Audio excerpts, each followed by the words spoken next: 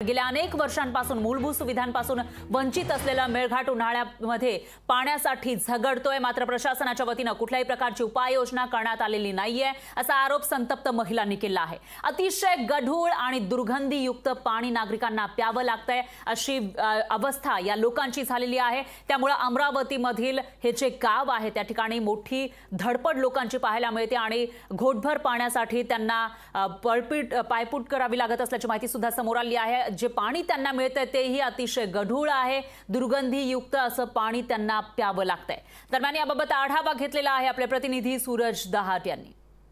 अमरावती जिल्ह्यातील मेळघाटातील जे आहे जे आदिवासी बांधवांची जे आहे जे पाण्यासाठी दरवर्षी झुंबड उडते आणि मोठ्या प्रमाणात जे आहे जे पाणी टंचाई जे आहे आदिवासी बांधवांना समोर जावं लागते। मी सध्या उभा आहे मेळघाटातील मोठा या गावामध्ये।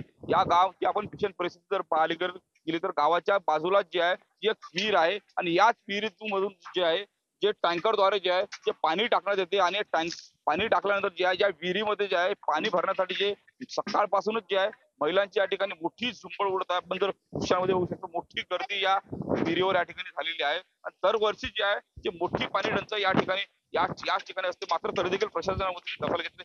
अमरावतीचे जे लोकप्रतिनिधी आहे वारंवार मेळघाटामध्ये दौरे करतात। खरं तर मेळघाट जे आहे जे पर्यटनासाठी प्रसिद्ध आहे, मात्र जर पाहायला गेलं तर या ठिकाणी उन्हाळा आला या लोकांची जे आहे जे पिण्याच्या पाण्यासाठी मोठी धडपड होते। त्यामुळं पावसाळ्याच्या वेळेस जर पाहायला गेलं तर कुठेतरी जिल्हा प्रशासनाने जे आहे जे पाणी साठवून ठेवण्यासाठी जे आहे उपाययोजना करण्याची जी मागणी आहे ती आदिवासी महिलांनी केली आहे। त्यामुळे या महिलांचं जे आहे पाणी टंचाईचं संकट केव्हा या ठिकाणी संपणार नाही, केव्हा त्यांना अन्न वस्त्र निवारा ज्या मूलभूत सुविधा आहे त्यापैकी पाणी महत्वाची ज्या ठिकाणी समस्या आहे, पाण्याची समस्या जी आहे तातडीने निकाली काढावी अशी जी मागणी आहे आदिवासी महिलांनी केलेली आहे।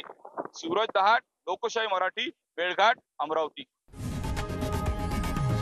लोकशाही मराठी ऐका, पहा, जागरूक रहा।